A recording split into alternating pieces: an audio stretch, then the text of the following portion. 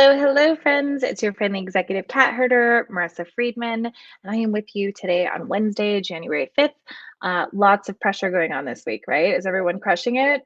Just kidding. It's only Wednesday. We have yet to see how the rest of the week will go.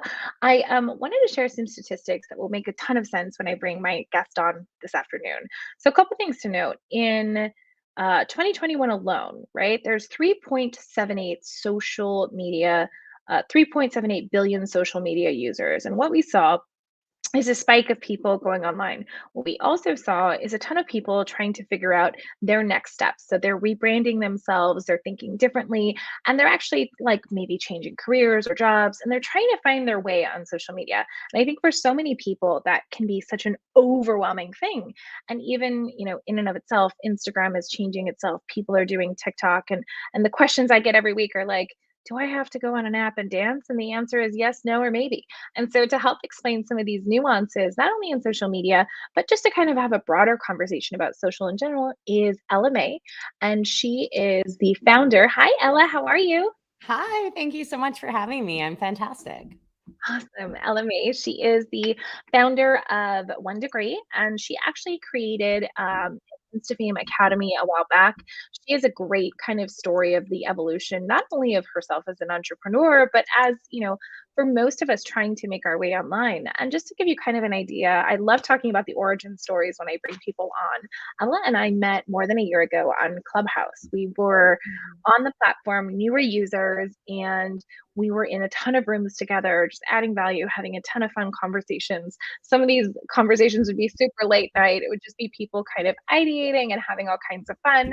And Mm. some of the other guests that you guys have met have been from those rooms as well.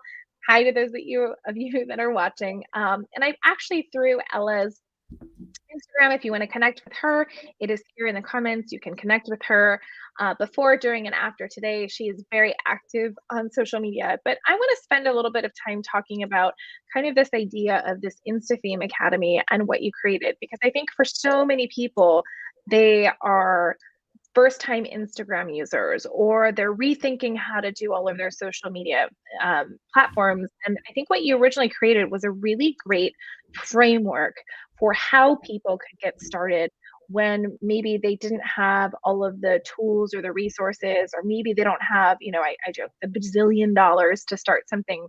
Not everyone goes into this, but I think it's really easy for people to get lost, right? And I think Mhm. if you could share with people, obviously, a little bit about the backgrounds or the origins of how Instafame Academy came to be, that would be so great. Yeah, totally. It was really the thing that kicked off it was a huge part of the beginning of my entrepreneurial career. So before I kicked off as an entrepreneur, I was an EA for John Benson, who's been an incredibly successful copywriter. He's kind of one of the OGs of copy. And so I was his EA for 2 years, and he really taught me the online world and copy. And that was just a massive learning. I was lucky I got to intern almost as an entrepreneur before I kicked off on my own. So when I kicked off on my own, I was doing copy. I was doing sales pages and email sequences, and I was essentially a freelancer, and things were great. And this was, 2.5, almost 3 years ago now. And I started to look at social media, and I was like, damn, this isn't going anywhere. And I was seeing some of the ROIs on influencer marketing. And I just started playing around with my account. So that account, by the way, got hacked and sold. So it's not available anymore, unfortunately. But I just started playing around with my account and doing different things to get brands' attention, connecting with different people. And it started to work really well. So all of a sudden, within like 4 months of kicking off on my own, this is what everybody came to me for. Everybody was like, how did you do this thing with Instagram? How did you get this brand deal? Can you teach us how to do this? And I'm like, I guess, like, I just found something that worked for me. I don't know if it'll work for you. So we did a beta group and we called it Instafame Academy. We did a beta group, and everybody at that time in the beta group saw a big increase in followers. But more than anything, these were all people who were in business. They all had offers, and they were all really interested in monetizing their social platform. So every single one was able to achieve that goal. And it was kind of like, okay, cool, we got something here. So I ran about 9 cohorts of that live group training. And I'm really happy that I created a course with it. Again, the course is it's fairly ground level, but it's really, really good basics. I really wanted to create it around stuff that wasn't going to go away. So there's nothing in there that there's nothing in there the algorithm can mess you up on. No matter how many algorithm changes we go through, this will always be valuable. And I Yeah. always, yeah.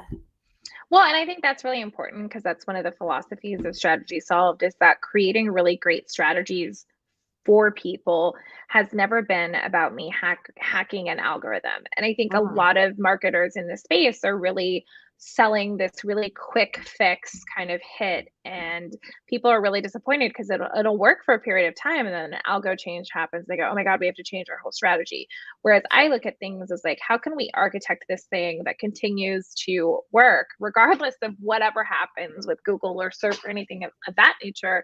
And that's kind of what drew me into obviously getting to know you more, but also learning about the academy and that ground level stuff. Because I think even in the ground level stuff, I see so many people that are underutilizing their platform, right? Mm. They haven't even put in a bio, they don't even have a link, they haven't thought about what people are going to see. And for those of you guys that are watching, I am going to kind of bring it up on the screen really quick as Ella continues to chat, but I think again, when we're looking at the basics in the beginning, I think when we talk about success, like success is you did a really giant step back. And for those of you that have heard me talk about when you have your account hacked, it's probably like the worst feeling in the world. I mean, Ella, how many did you have built up on your following when you got hacked? I didn't have a massive following. I was at about 30,000, but the account was really profitable though. Like I had quite a few brand deals and it was really my calling card. And especially with what I was doing with Instafame Academy, Yeah. it was tough. It Yeah. was tough. Well, and I think what's really interesting is you're seeing so many things coming out now that are saying, hey, like follower count is not the only measure. And we're Mhm. seeing tons of smaller creators really accomplish a lot of great things on the platform. So I think what's interesting is that instead of trying to focus 100% on, oh my gosh, I've got to nail this 30,000 following again, otherwise I'm not successful. What you chose to do instead was to say, I'm going to go back to ground basics, right? You're going to do all the basic things to optimize the account in the right way. And then you were going to use to build up a following that was a more curated, a more tailored audience. And now you still got the basic fundamentals, but you're building something differently. And I think that's the biggest change. And I had a couple people ask me for the link. If you guys want it, it's in the comments. You can grab it there. And Ella is super willing to chat with anybody over Instagram. She's got a great methodology. Um, but but now kind of as we look at kind of the basics of Instagram, and we've seen that they've kind of said, hey, this is no longer a photo sharing platform. This is a video first platform, right? Mhm. As things change, I think that we're seeing, I was looking at some of the statistics, what I thought was really interesting. They talked about that the biggest jump in demographic usage on Facebook was 50 and over.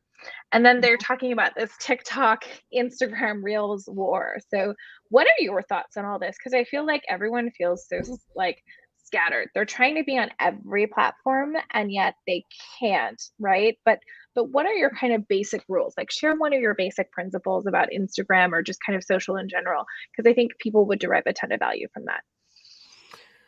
I mean, TikTok's a beast. Like we can't sleep on TikTok anymore. It was the most visited site of 2021. It beat out Google. It has Instagram and Facebook going through an identity crisis. Like it's a beast, right? So what I would say, regardless of what platform you're creating content on, first of all, I think if you don't have a team, if you're a solopreneur, you're getting going or whatever, oh my gosh, repurpose your content. Like that's going to be a lifeline for you.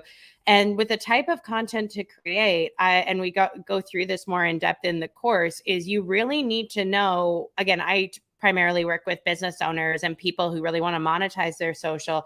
You really need to know what audience you're trying to reach and where they are right now. I learned this a lot in copy. Like a lot of the time I'd write sales pages for people and give it to them and they'd be like, I don't like this. And I'd be like, good, you're not your target market. Don't worry. Like, that's fine. So really, with the type of content you want to create, it's really, Yeah. really important to meet your target audience where they are. And one of the biggest roadblocks I see with people first starting, and you probably see this too all the time with people first starting creating content, is they're like, oh my God, what if I get, it's my family and friends right now. What if I get side eye at dinner? People look at me funny. It's like, well, then Yeah. let them mute you or unfollow you, or like, who cares? Right? Like, let them Yeah. do. You really want to speak to the audience you want, not the audience you have. And it feels like such a big hurdle, but when you just make that little adjustment, you start creating content like that, you're like, oh my God, why wasn't I doing this 6 months ago? Well, and I think the biggest thing you're hitting it is that so many people are focused what other people in their industry are doing or what the social norms or expectations of that. And I Mhm. actually find this to be really interesting. When I segmented my audience, it was kind of like the smarter people in business had the harder time letting go of control, right? Because they're like, I don't like long form copy. So, and I'm like, okay, but that's you. And there are studies that show that combinations of short form and long form copy both work when deployed at the same time. And there's Yeah. a way to integrate both of these. And they'd go, well, I wouldn't do that. I wouldn't do that. And I'm like, great. Like, we are not going after you. And as a matter of fact, we're going after a totally different group of people. And so Yeah. sometimes that's kind of why I look like people like you and me are very important because, surprisingly or not surprisingly, copywriting is a huge part of video Yeah. in general. Like, okay, yeah, you're in front of video, but the words, you are saying very specific words to people online. Are you thinking through all of that verbiage? And most people aren't. Most people are just kind of like, oh, I saw someone else doing it, so I copied them. I'm like, well, that strategy might be different than your strategy, right? Or, the mistakes that people have made, right? They've bought followers. In my case, you know my horror story. I called somebody out for buying Mhm. followers, and within 48 hours they had sent a ton of fake followers to my profile. We're still removing that from 3 years ago. We're still taking those things out, and that's the risk you take when you kind of tell on the back end of your industry. But I think what's really interesting is how this kind of phase one of like serving 9 cohorts of students through these ground level fundamentals of Instagram kind of morphed into you being able to say, all right, like this is kind of this great thing that you can do regardless of an algorithm change, regardless of Mhm. whatever else comes down the pipeline. And then that's kind of launched you in kind of to this new venture, right? Which is kind of essentially kind of creating this vendor network of really trusted and reliable people that you're referring business to, right? So tell us a little bit more about that, because I think that's really what you're providing is just a way for people to feel safe in an industry that can be a little like, our industry is hard. Like a lot of marketers are throwing acronyms at people. They overwhelm them. They make them feel dumb. They NLP them into submission. So tell me a little bit more about that business. Yeah, it's so true. That I mean, the 1 degree business is really like that business really has my heart because it's really what I'm amazing at, and I'm so so grateful that I have great people around me who help me build an offer with it. So when I was doing social media, I had Instafame Academy going, which is my group program, but for my one-on-one clients, I was working with people that had been very successful either pre-social or without social. And I was helping them take all of their copy, their content, their funnels, and put it into social in a way that monetized the channel and created a real connection with their audience. So, as you know, when you're working, when you're working with somebody who's got a lot of stuff going, social is like the tip top of the funnel. It's the very, very top, right? So if anything underneath isn't working, if emails aren't being opened because the copy's not good enough or the landing page isn't converting, oh my God, don't focus on social. So I would always have to go in and look at the whole scheme of things and be like, okay, I need to make sure there's no holes because otherwise there's going to just be more of what we've gotten. So I would go in and then we would fix whatever we need to fix so I could do my job. And so I was kind of doing before what I'm doing now, but sort of unofficially, where I was plugging the right people into the right areas to make the whole thing work. And I remember talking to Joe DiMaria, who's a mutual friend of ours, and I had hired him to help me build out this product line. And I was like, I need an offer that's more me. And I've kind of been doing this thing before that's worked well. And he was like, well, what if we turn this into a company? So that's where we started One Degree. So with One Degree, we're working with entrepreneurs that are scaling, having trouble scaling. They're basically in growth mindset. And we're doing strategy with them to make sure we're fixing the real problem, not just the symptoms of the problem, but the real problem. And then making recommendations with vetted vendors within their budget to come in and have things work smoothly ongoing. Oh, that's an important distinction when we're looking at this, because I see the same thing happening a lot too, right? And Yeah. it just depends on if you're working with a large agency, if you're working with a freelancer.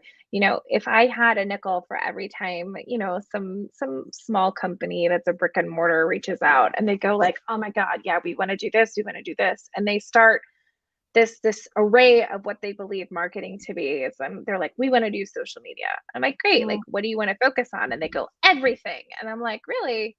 Okay, like, what's the budget that we're working with? And they say $500. I'm like, oh, that's cute, right? And it's not to downplay that $500 budget they have, but it's also to have the conversations around like the phases and stages of marketing, right? And so a lot of times we'll look at like something really simple, like, a great example was I met with a client that they had like an auto repair shop.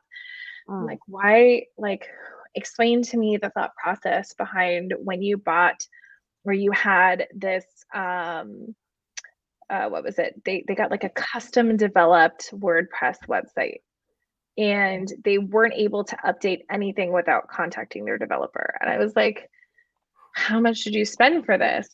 And then he was complaining that the website never got a lead. And I was like, well, first of all, the website wasn't designed to get leads, but like, that's a question you should have asked of the last vendor.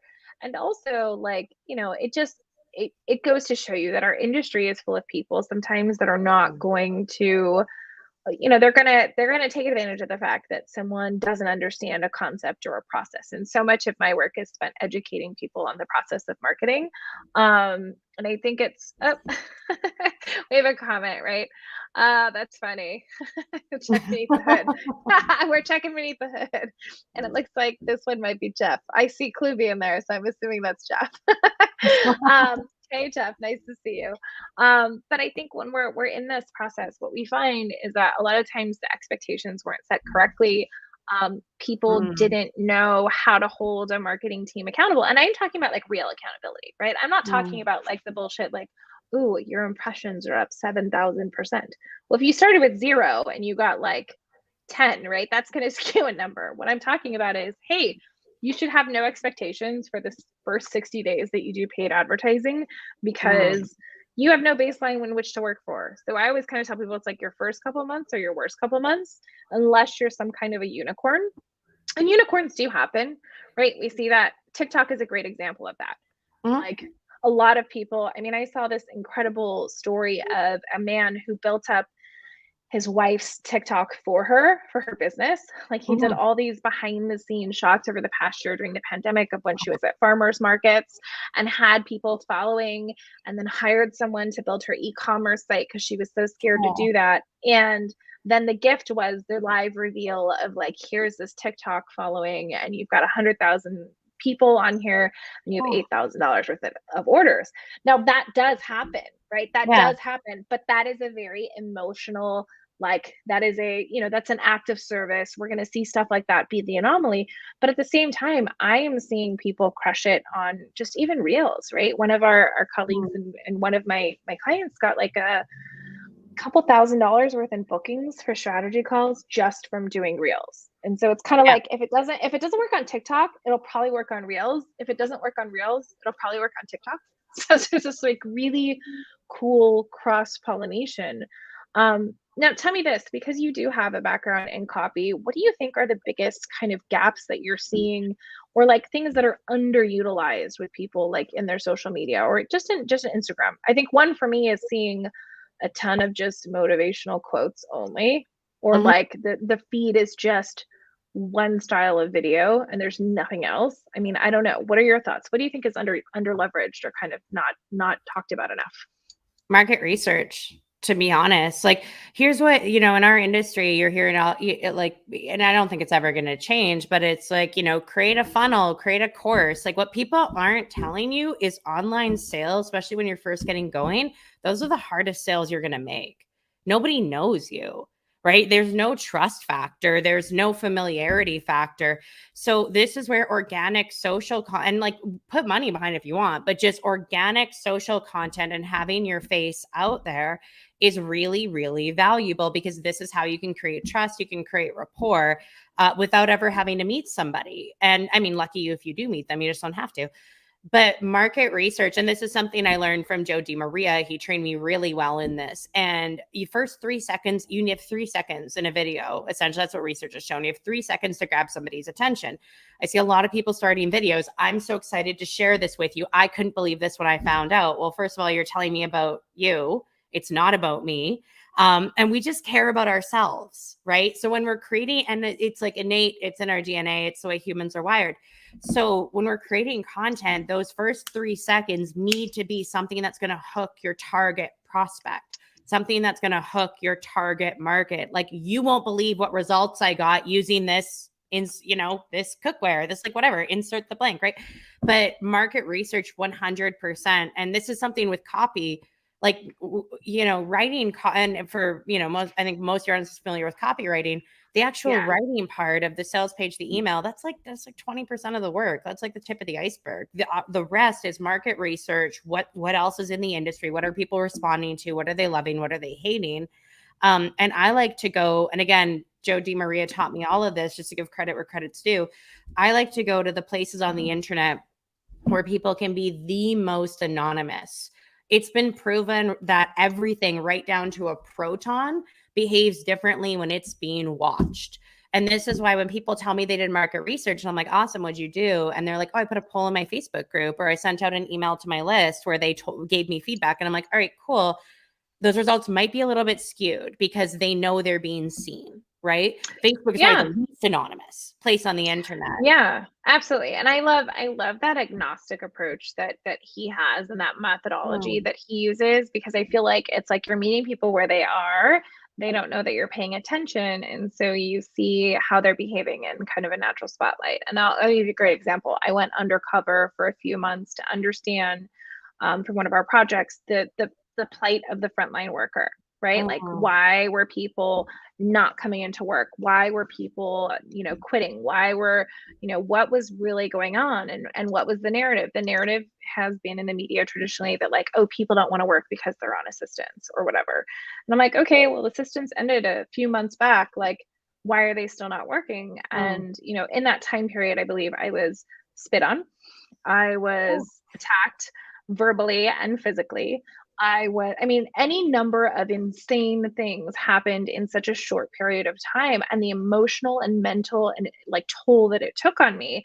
It was like, yeah, no one wants to go to any workplace of any kind and do the job of 6 people for the rate of pay for one. And at the same time, when these things were happening, to not be supported by a manager or a team member, and to be told, like, do whatever to make the customer happy. Well, I'm sorry, there's not a price that you could pay me to do that ever again. And so it's kind of like, I saw Congress people, senators, local people, coaches that talk about leadership, all behaving badly. And what that told me is, when nobody is watching, right? When people are in their natural state, they may say one thing online and on their websites, but when push comes to shove, are they living that? And the answer is no, right? So I think what's really cool about what we do in terms of looking at social media is again, using the right type of market research, understanding where people are, making it not about you, but about the results that you're seeing, right?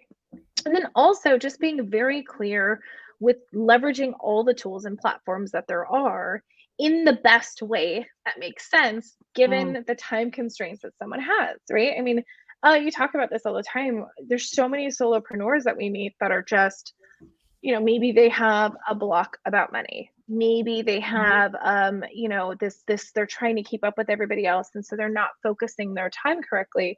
Well, whatever it is all we have to do is take those 10,000-foot things and make them really simple. And that's what I think, when I looked at what you were doing with Instafame, I just thought, what a great kind of fundamental, easy starting point for people to go in, learn the basics, not have to rely on this, an algo hack, or kind of trying to come up with all this stuff. Like it just cracks me up. But I think, and I'm not going to show all of it. I'm just going to show one little piece. I'm not going to do anything else. No, I'm go not for going to it. scroll down. I'm not going to scroll down. I'm not going to let everybody see it. But if you go back into the comments, guys, you'll be able to grab that and you can take a look at it. I think there's so many different things that people can learn just by, again, taking the steps, going through the process. And I think so many people, right? I think I saw some of the course statistics talking about how, um, you know, everyone has access to information, but it's not always packaged in a way that people can understand. And so I really commend you for taking the time to put it into something digestible that maybe like a newbie or someone that's newer into this space can understand, which I think is really great. The other thing that I wanted to share with people is, if you haven't connected with Ella already on Instagram, and I know what ends up happening is I will get messages. So I'm just trying to avoid people having to DM me and ask me. Like, I am not Ella's personal booking agent, shocker. But you can connect with Ella on Instagram. This is Oh, there's her. me and you. Yeah, there we are. We are There on we are. Instagram. Yeah, yeah. And she can kind of walk you through all the nuances. And again, if one degree is something that you're interested in, she has these incredible kind of connections between entrepreneurs and kind of these vetted resources. And I think this is something that we definitely need more of in the market. And at the same time, when we're trying to do social media, I think it all comes down to this: there's a way that we see ourselves, and then there's the way that we talk about ourselves online. And most of us Mhm. that are really good at the things we do are unable to articulate them clearly because we are so good at what we do. Yeah. Because we're really good coaches or we're really good consultants, but we're not great. Like, I'm not a good brand presence, or like everyone has these things where, like, oh, I don't know how to talk about it, right? Like, the best attorneys that I know are not often the best people to talk about what they do. It's other people being like, Mm. hey, this guy is super brilliant and he's the guy that you need to talk to. And it's not usually him having the best spiel, right? Mm. That's not what we're talking about. So, kind of jumping off on that, as we start kind of looking at 2022, right? We've seen a ton of different things that people are trying to do to kind of hack attention.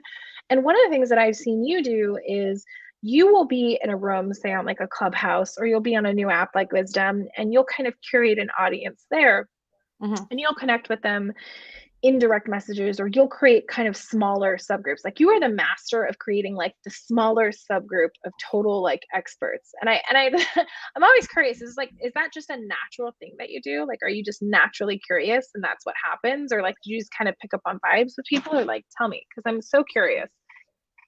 Well, first of all, thank you. I'm like trying to think of do you have anything specific that you're Well, referring like, to? okay, so I think we used to be in those rooms, remember, where we were like moderators Okay. on a stage in a room with like 2,000 people. And then Right. somehow we got rid of the 2,000 people and we were just like, hey, we like these 6 other people. And then we might Mm. run a room of like 100 people. And there was like 6 of us moderating that room. What we found, right, was that the conversation with 100 people in the room was way easier and way more genuine and authentic than with thousands of people, because Yeah. in that space of thousands of people, everyone that was moderating on those stages was really trying to outperform each other, as Mhm. opposed to this like smaller kind of group where we were collaborating and we were kind of adding value in a very real way. I don't know. It's like, I've just found you to be such a curious person, and you've built up such Yeah. a world-class network in, the past couple of years. I think part of it is you're not really asking a lot of anybody. That's what I've noticed, That's right? I Like, think that's a really big I'm definitely very deliberate with who I want to connect with, and some of the highest level people in my network, I came across either their podcast or met them on Clubhouse, or heard their whatever YouTube talk or whatever it was, and I was like, hey, this is someone I really want. Like, I mean, I'd love to do business with them, but this is someone I think I want in my corner 20 years from now. Like, I appreciate the way that they think, and I don't know them personally, but they seem pretty dope. So I would just like when I meet somebody like that, I immediately try to make myself valuable to them. Because when you're trying to form a relationship with someone who's more experienced than you, probably a little bit busier, 20 steps ahead of you in business, you need to stand out and really make yourself valuable. So with people like that, and those are the top people of my network, I would usually, I mean, this is my go-to and anybody can steal this. I would usually just grab a video of theirs off of YouTube or like grab something that I found and cut it up for them. And anyone can do this with like a $30 video editor. And create little sections for them and say, hey, I just, thank you for what you're doing with your company or on Clubhouse, or I really appreciated the content. I just want to put together this little gift for you. You can give it to your team. Go ahead and post it. Have a nice day type thing. And that's it was a really great way to build relationships. That's how I first got in touch with, a lot of the high level people in my network, and people to this day I just sent a voice message off today to one of those people who's become like a great friend. And another thing that I found has been really, really valuable, when we were in Clubhouse days, I got to know David Deutsch, who's an OG copywriter, one of the best. And he pinged me one day and he was like, hey, Ella, I want to do a room with Jay Abraham. But Jay's like not really on the app much. Can you host it for us? Can you be just mod it for us, basically? And I was like, of course. So I was getting ready to do this room and I realized that, most people know who Jay Abraham is in the marketing sphere. I realized I knew who Jay Abraham was, but I had no idea what he did. I was like, I don't know what I would refer to Jay for. So I started digging into Jay Abraham's stuff and did a couple hours of research before I hosted this room. And as I was digging into his stuff, one thing that I found was a lot of Jay's success, especially early in his career, came from he would go to different industries. So he would take things that were working in like this CD store and take them over to this law firm. And he was cross-pollinating marketing strategies between industries. And that clicked for me, where I was like, I'm missing an opportunity here where I could be tapping into more industries. So I've really used Clubhouse for that, to be honest. Like, I'm in a lot of the real estate rooms. I'm in a lot of the venture cap, like real estate agents. They are fun. The good ones, they are phenomenal at building relationships. Like the conversations that I get to eavesdrop in on there, on how much thought they put into their Christmas gifts for their client list and how much thought they do up for it's. I'm like, wow, this is next level. And it doesn't really make its way over to the entrepreneur world. There's stuff I picked up from being in like Silicon Valley startup rooms that I brought over to some different clients. So, and again, I'm selective with who I connect with, but when I decide I'm going to connect with you, I'm probably going to connect with you. Like I'm probably, it's going to end up at their house for Christmas, and I'm going to end up at their house for Christmas. Marissa was one of those people, and that exactly happened. But yeah, it's what I found is really just going between different industries and really making yourself valuable. Yeah. And again, like you said, don't ask for a damn thing. Just make yourself as valuable as possible. And like the relationship we've formed, like there's no real reason I should be in the same room as you. Like Marissa's 25 steps ahead of me in business, for anybody, just in case anybody doesn't know. Like featured speaker for Google. She's worked at Adobe, LinkedIn, Nike, like name the big brand. She knows the person there, right? Yeah. But the relationship that like we've formed has been so much more valuable than if I would have like really gone in and tried to get you as a client, or tried to like immediately create it, like force a joint venture where there wasn't a natural fit for one. Whereas we got to know each other over the year, now we're doing lives, and that's super fun and it's natural. Well, and I think too much, like people are super, like I always kind of think of like in-person networking. Like I would never go up to somebody, I wouldn't never go up to you and be like, hey, do you need a Fortune 100 strategist that's going to create your brand architecture? My program is only $10,000 a month for 90 days. Are you in? Like no one's doing that. So I don't know why we think we can do it online. Like who the hell would talk to, like, first of all, if you came up to me and did that, I'd tell you to go to hell. But the second thing is like this is what people are doing right now on LinkedIn. People are like, and the thing that kills me is it's like, who said that this was the best way to connect and open a relationship with someone? And what I've learned is, I just kind of avoid that at all costs.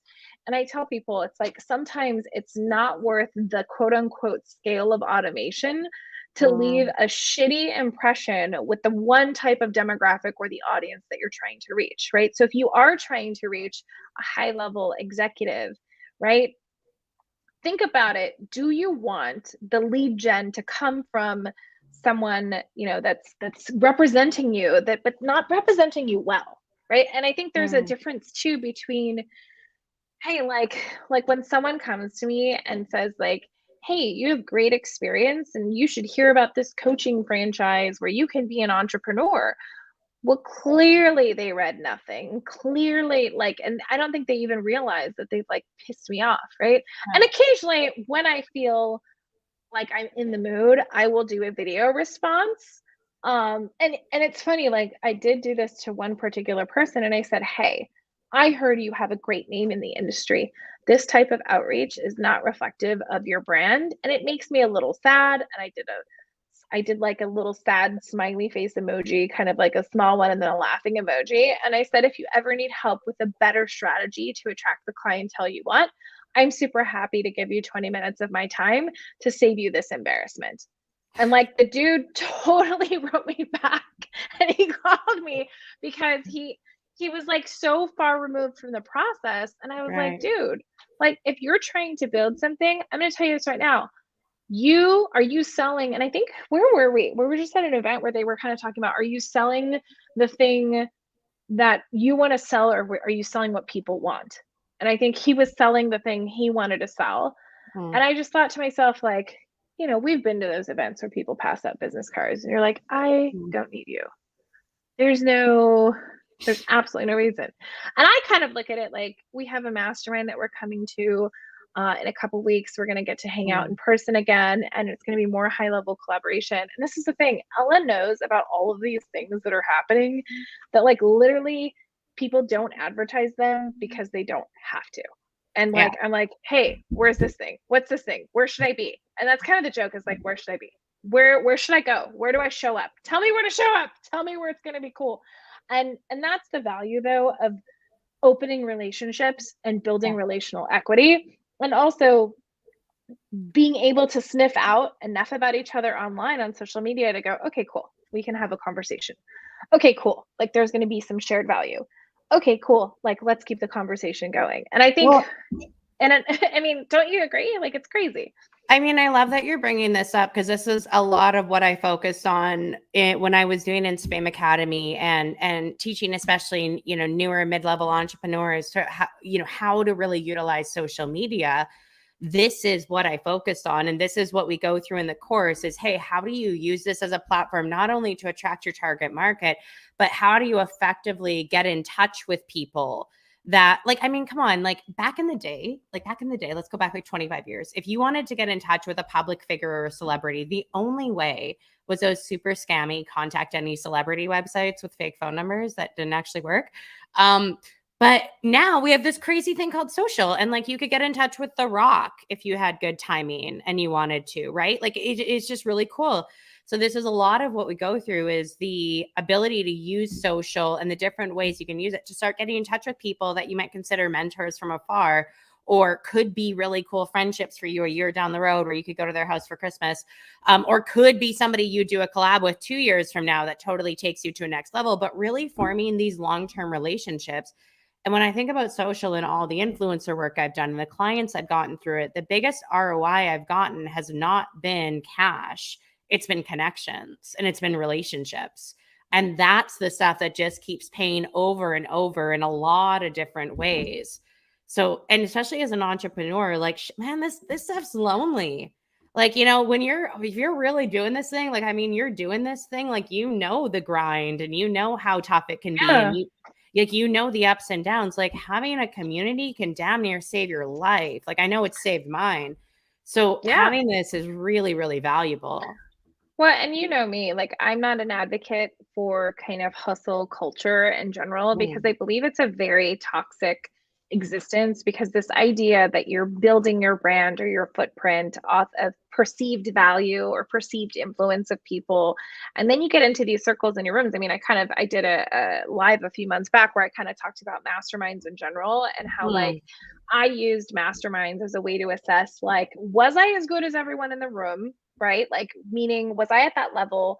Was I better than everyone in the room? Meaning, I could have taught the fucking thing. Or was it like I was totally off track? And a lot of times what I found was like, okay, I know more than these people. I'm in the wrong room, right? It Mm. was worth that price to be in that room and be like, oh, okay, no, I'm in a good room. This is going to be good for me. I'm going to learn some things. I'm also going to be able to give value back. Like I look at the best rooms are the ones that go kind of back and forth where you are collaborating together. Um, but I also think, if we just take a step back, like I think you can get sucked in really quickly to this world of toxic positivity. And I think this is also very specific, by the way, Yeah. to like especially women in business and female coaches of like if you're not successful, you're not trying hard enough. Or if you're not successful, you have a negative attitude. And I just want to let everyone know like you have the right to be pragmatic about the decisions that you're making in the business. And asking a question isn't being negative, right?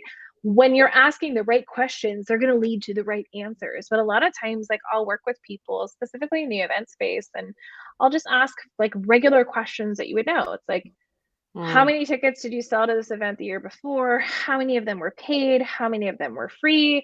So that I can measure the success of what we're doing for the next round. And a lot of times they won't have the information or they clam up. And then you find out, like, okay, so this wasn't a 6-figure webinar that you did. You netted 5 figures, and that's okay. Like, Yeah. that's okay.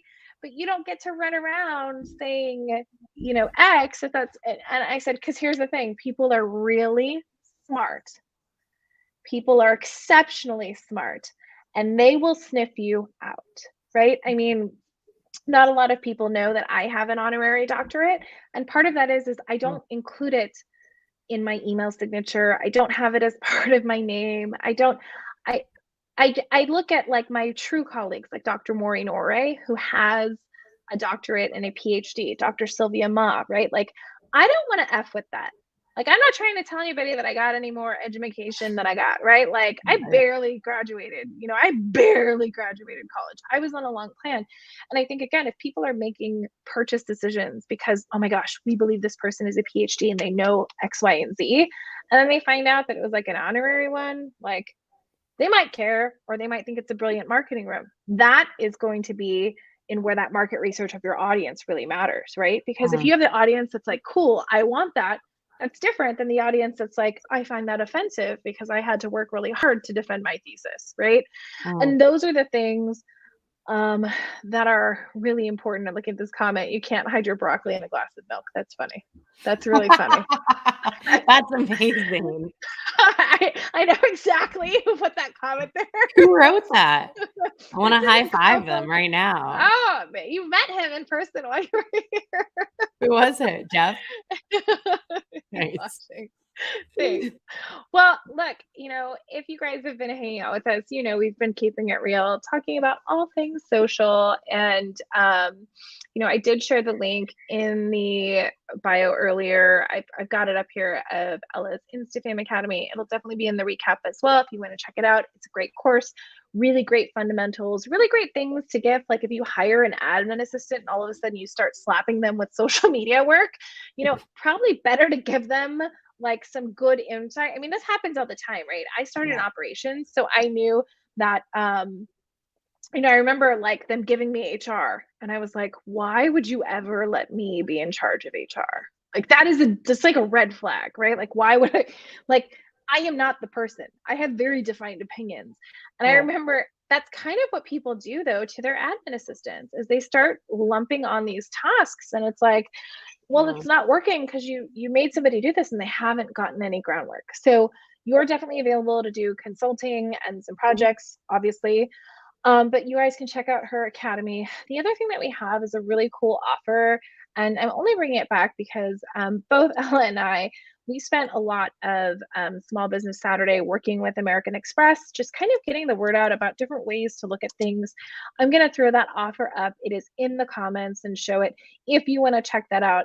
That's the only way to get it. You're not going to find it anywhere else because it's non-indexable. It's like a hidden page.